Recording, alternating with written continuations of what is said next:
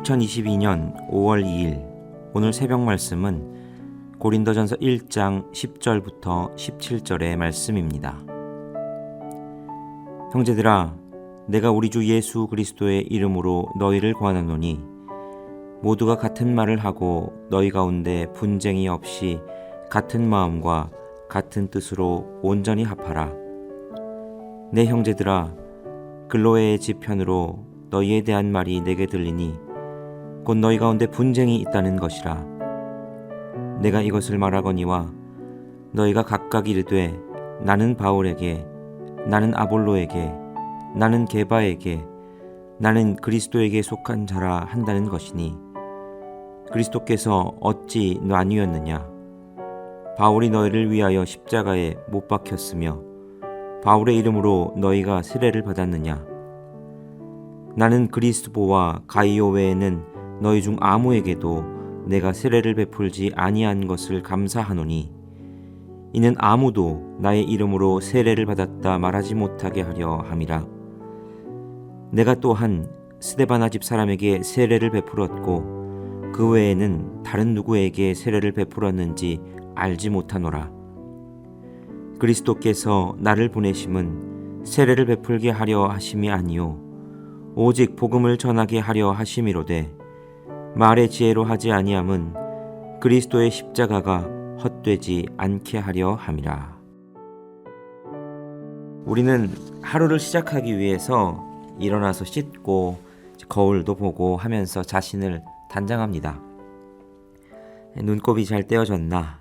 머리가 이상하지는 않나? 얼굴에 뭐가 묻어있지는 않나? 이렇게 점검을 다 하지요. 그리고 이상한 게 있으면 그걸 거울을 보면서 이렇게 고칩니다. 이 새벽을 깨우며 말씀 앞으로 나아가는 시간이 우리 영혼에게 그런 시간이지 싶습니다. 우리는 하루를 시작하면서 주님 앞에 나옵니다. 그리고 말씀의 거울을 통해서 자신을 들여다보는 거지요. 그러면서 그 말씀의 거울에 비친 자신의 모습이 이상하지는 않는지 점검을 하는 겁니다. 영혼에 눈곱이 껴있지는 않나?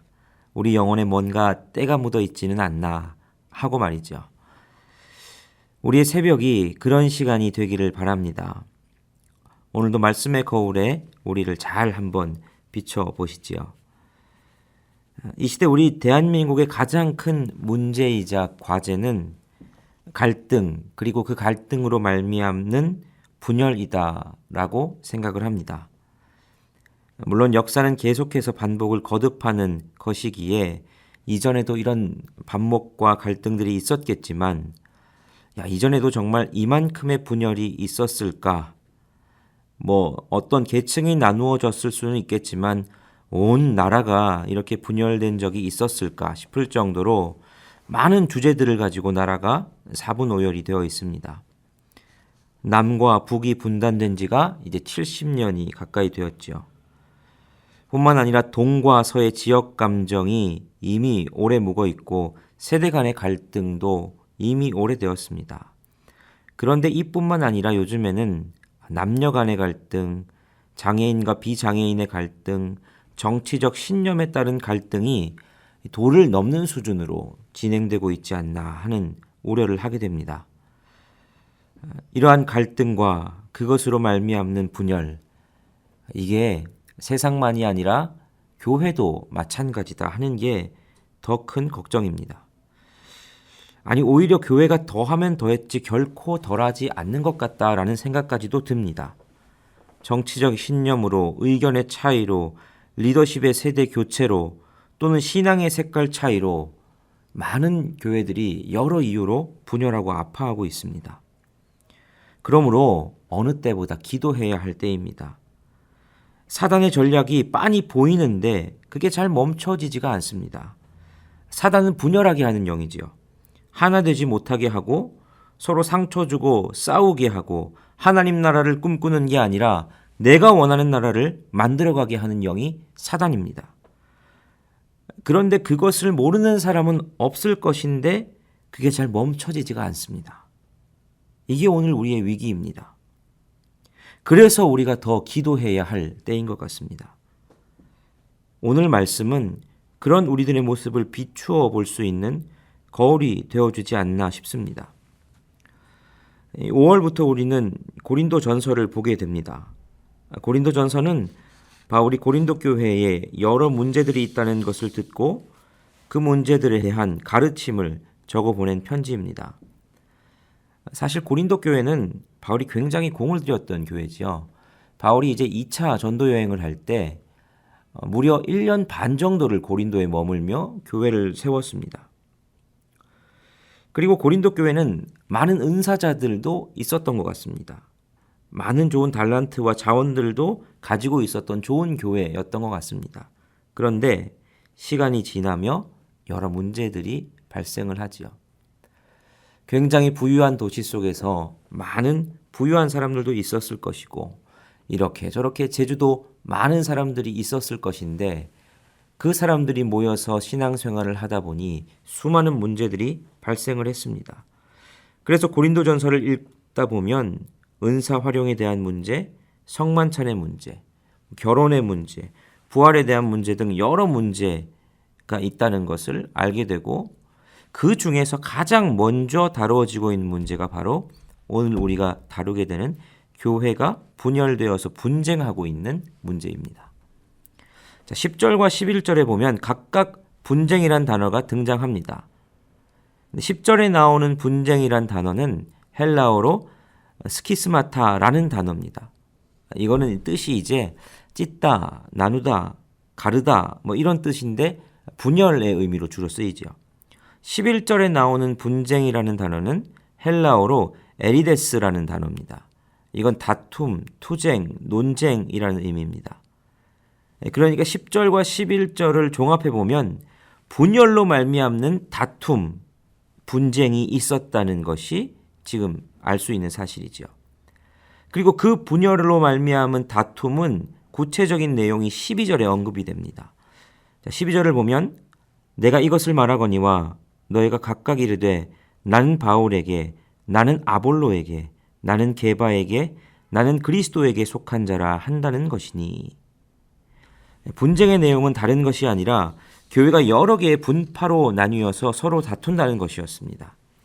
어떤 이들은 자신들이 바울파다, 어떤 이들은 나는 아볼로파다, 나는 게바파다, 아니다 나는 그리스도파다, 이렇게 분쟁하고 있었던 것이죠. 그리고 그 분쟁을 야기하게 된 원인은 세례에 관련된 것임을 추측할 수 있습니다. 왜냐하면 이후에 바울이 세례에 대해서 갑자기 얘기를 하기 때문입니다. 자신은 고린도 교회 설립자인 바울에게 세례를 받았으니 내가 더 영적으로 우월하다, 큰 자다 말하는 사람이 있었을 것이고 또 어떤 이들은 당대 최고의 설교가인 아볼로에게 세례를 받았으니까 자신들이 더 큰 자다 했을 겁니다. 어떤 이들은 베드로에게, 어떤 이들은 나는 그리스도에게 속한 자다, 그리스도의 세례를 받은 자다라고 주장하면서 자신들의 우월함의 근거를 누구에게 세례를 받았느냐에 두며 자신들의 가치를 높이려고 했던 거죠. 이에 대해서 바울이 뭐라 하는지 13절에 나와 있습니다. 그리스도께서 어찌 나뉘었느냐? 바울이 너희를 위하여 십자가에 못 박혔으며 바울의 이름으로 너희가 세례를 받았느냐? 자, 어떻게 세례를 누구에게 받았다고 그 세례를 자랑하느냐는 겁니다. 바울의 꾸짖음이지요. 도대체 세례가 무엇인지 생각해 봤느냐? 어떤 사람을 통해 세례를 받게 되는 것, 그거에 너희가 왜 집중하고 있느냐라고 꾸짖음을 하고 있는 것이지요. 그러니까 본질을 잊어버리고 비본질적인 것을 붙잡고 다투는 이들을 향한 꾸짖음입니다. 17절에서 바울이 분명히 말합니다. 그리스도께서 나를 보내심은 세례를 베풀게 하려 하심이 아니요 오직 복음을 전하게 하려 하심이로되 말의 지혜로 하지 아니함은 그리스도의 십자가가 헛되지 않게 하려 함이라. 하나님이 바울을 고린도 교회를 세우게 하신 것은 사도 바울을 통하여 세례를 베풀려고 하신 것이 아니라 사도 바울을 통하여 이 교회를 세우고 복음이 전파되게 하기 위함이었다는 거지요. 사도 바울은 이 목적, 이 사명, 이 본질을 잊지 않고 말하고 있습니다. 그런데 고린도 교회 교인들은 이 목적, 이 사명, 이 본질은 잊어버리고 복음이 전파되고 하나님 나라가 확장되는 것에 마음을 두는 것이 아니라 누구에게 내가 세례를 받았으니까 내가 큰 자라고 내가 더 우월한 사람이라고 이렇게 자신들을 높이는 데 마음을 두고 있었던 것이죠. 이처럼 사명을 잊어버릴 때, 본질을 잃어버릴 때 변질이 일어나게 됩니다.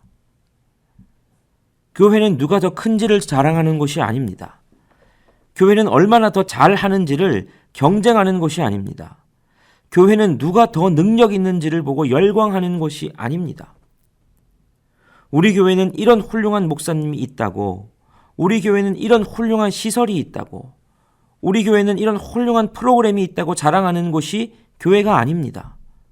교회는 교회를 통하여 그리스도가 드러나고 복음이 전해지고 하나님 나라가 확장되기 위하여 있는 공동체입니다.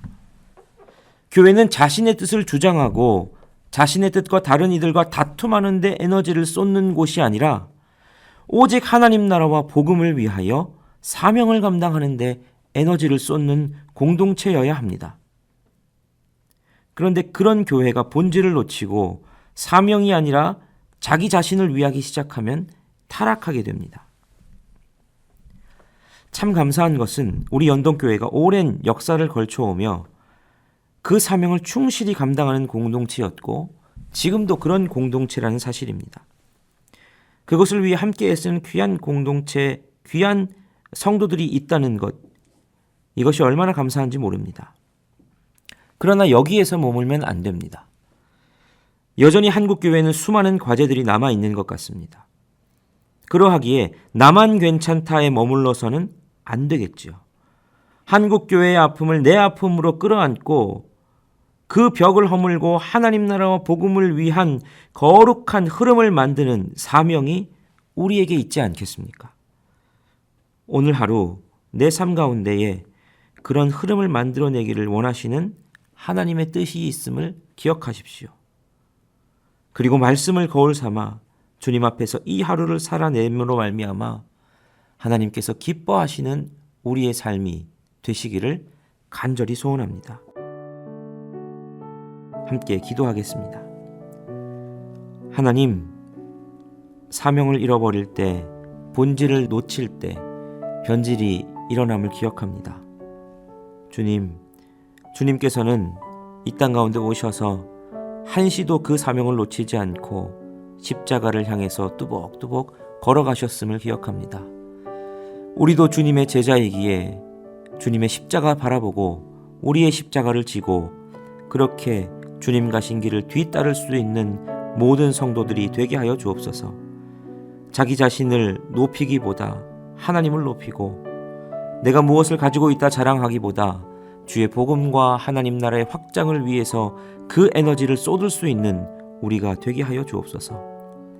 오늘 하루의 삶도 내가 있는 자리에 만족하는 것이 아니라 하나님 나라와 영광을 위한 흐름을 만들어내며 이 땅 가운데에 주의 교회들을 위해서 헌신하겠다, 그렇게 결단하며 나아가는 우리 한 사람 한 사람의 삶이 되게 하여 주옵소서. 예수 그리스도의 이름으로 기도하옵나이다. 아멘.